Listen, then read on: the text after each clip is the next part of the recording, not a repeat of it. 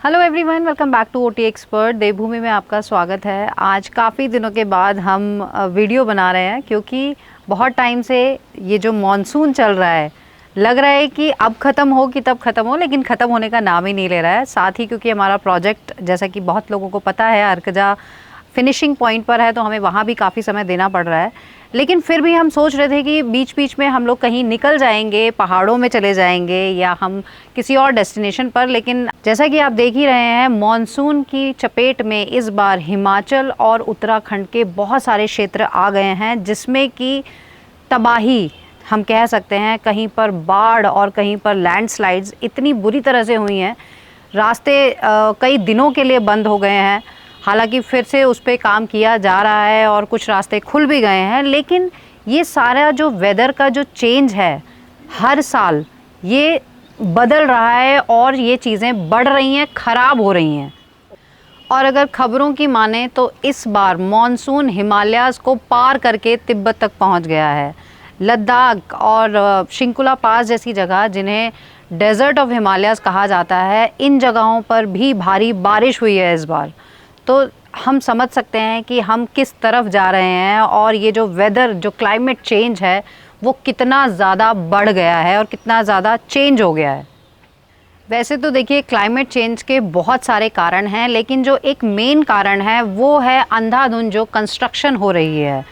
ऐसा नहीं है कि ये कंस्ट्रक्शन सिर्फ पहाड़ों में है, प्लेन्स में भी देखा जा सकता है कि हर दिन नई बिल्डिंग्स देखने को मिलती हैं। इनफैक्ट जब हम देहरादून शिफ्ट हुए थे तो आप देखेंगे मेरे पीछे, यहाँ ये हमें पूरे क्लीन, यहाँ पर मसूरी दिखती थी, मसूरी हिमालयाज़ दिखते थे।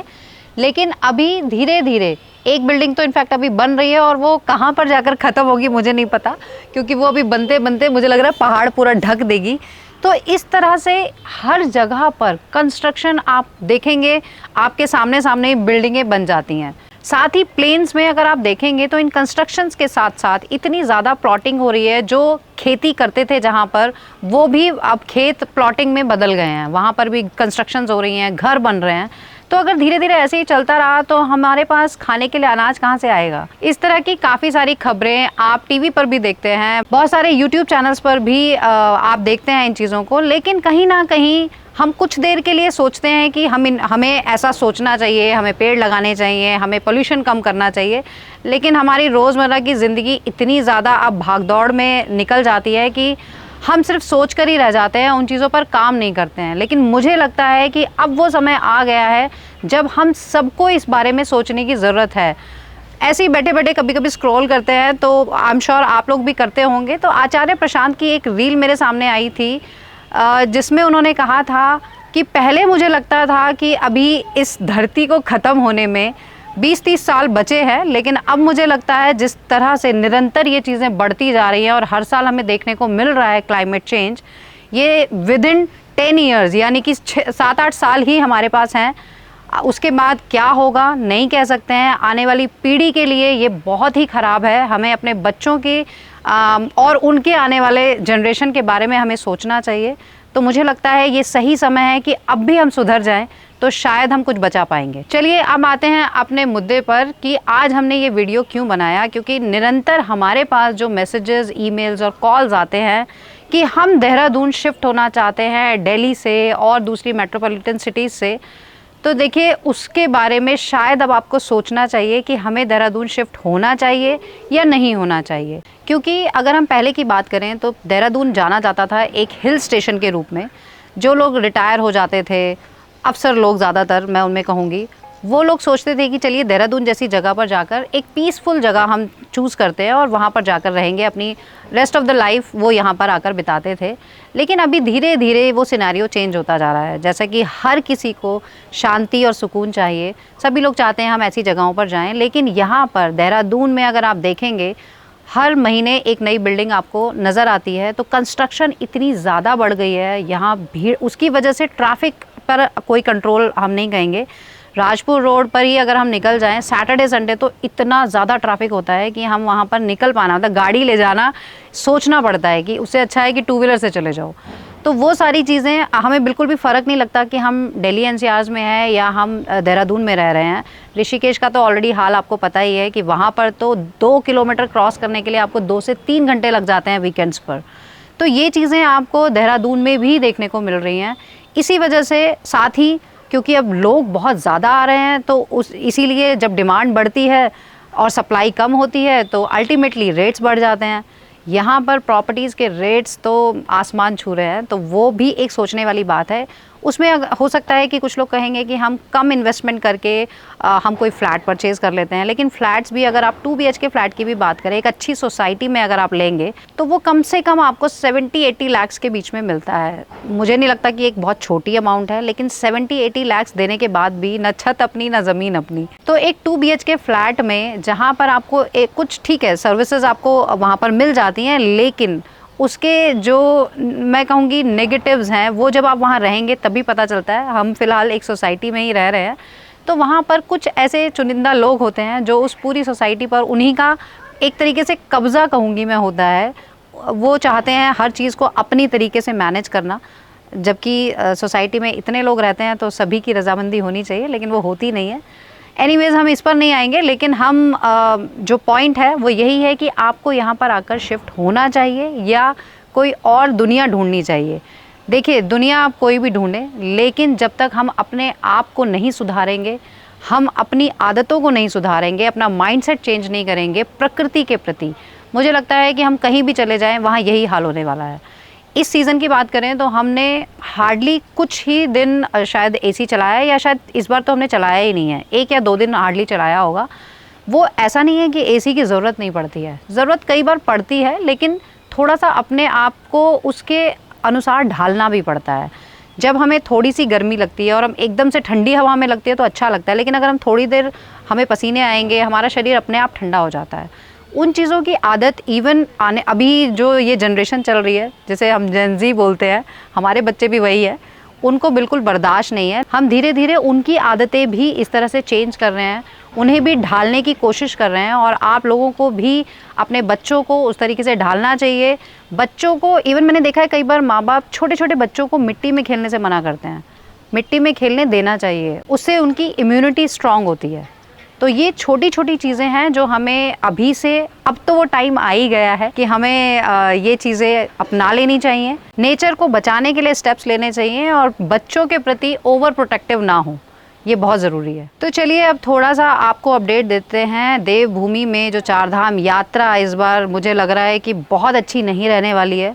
इनफैक्ट हो जाए वही काफ़ी है। हमारे पास भी कुछ क्वेरीज हैं जो बुकिंग्स हमने की हैं, और हम चाहते हैं कि अच्छे से उनकी यात्रा हो जाए।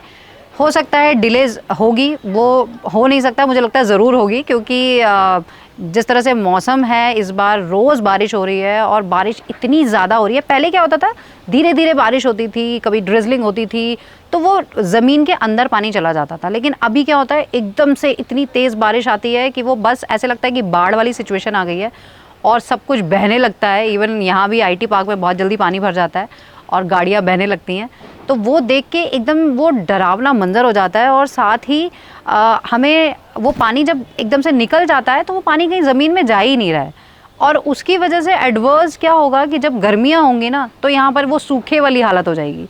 तो अभी क्लाइमेट की अगर हम जैसे बात कर ही रहे हैं कि हर चीज़ एक्सट्रीम हो रही है, गर्मी भी, सर्दी भी, बरसात भी, तो उस सब के लिए तो ज़िम्मेदार हम ही लोग हैं। थोड़ा उस पर तो हमें काम करना ही है। लेकिन चारधाम यात्रा जो लोग अभी प्लान कर रहे हैं, इस बार अक्टूबर में ही करें तो ज़्यादा बेटर है, क्योंकि अभी सितंबर तो मुझे लग रहा है इसी तरह से बारिशों में जाने वाला है। जो लोग बुक कर चुके हैं वो आ जाइए, लेकिन टाइम लेके आइए। डिले होगा लेकिन यात्रा तो ऑफकोर्स करा ही देंगे। कुछ रास्ते, जैसे कि पहले बादल फटा था धराली में, उत्तरकाशी के आगे, वहाँ पर टेम्पररी अभी रोड उन्होंने बना दिया है प्रशासन ने, लेकिन क्योंकि वहाँ से जो हेलीकॉप्टर से भी जाते हैं, वो उनका जो हेलीपैड है वो उससे पहले ही है, क्योंकि हर्षिल से पहले ही हर्षिल तक जाते हैं, हर्षिल से फिर उनको बाय रोड गंगोत्री धाम जाना पड़ता है।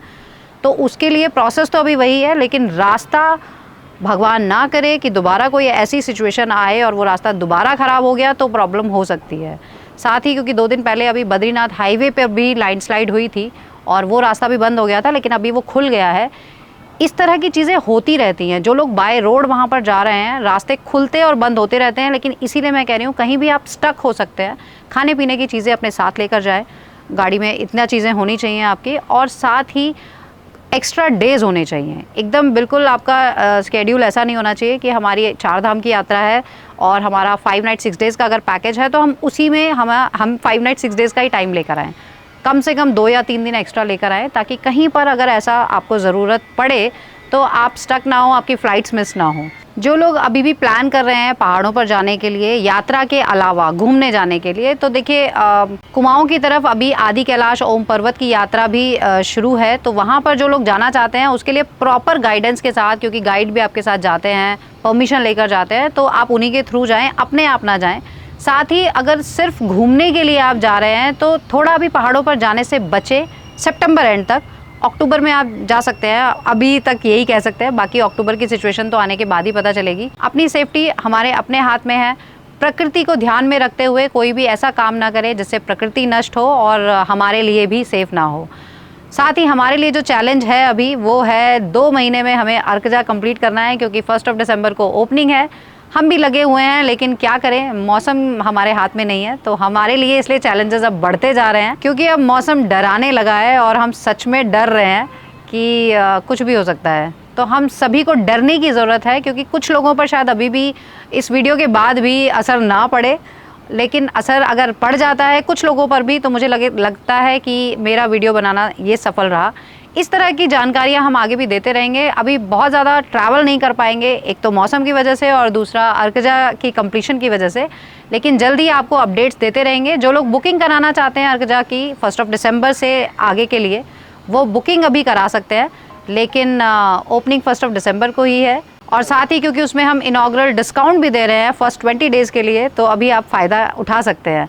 बाकी पूरी डिटेल के लिए जब अर्कजा पूरा कंप्लीट हो जाएगा, होपफुली नवंबर तक हम सॉफ्ट लॉन्च कर देंगे, और तभी आपको एक डिटेल्ड वीडियो देंगे जिसमें सारी चीज़ें बताएंगे, इंक्लूडिंग टैरिफ एंड ऑल। तब तक के लिए आप इस तरह की जानकारियाँ लेते रहिए और ट्रैवल करते रहिए ओटी एक्सपर्ट सपना के साथ। जय माँ गंगे हर हर गंगे। जय माँ गंगे हर हर Gange. Hello everyone, welcome back to OT expert.